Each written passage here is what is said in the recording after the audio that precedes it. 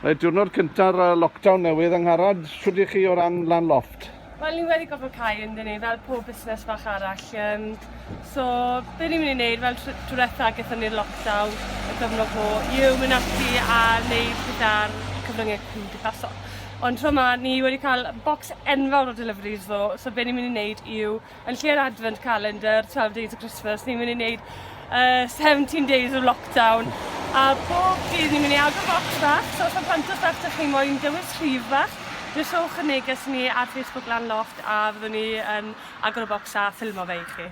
A wedyn dal I werthu dros y post? Dal I werthu, so byddwn ni yn y swyddfa bost a falle naill allai delifro fel rhan o ymarfer corff fi. So os ych chi yn Llanbed neu Cwman, byddwn ni wrth I wneud na. So to, jyst halwch neges I ni beth arall allai chi wneud ar unrhyw bryd fe.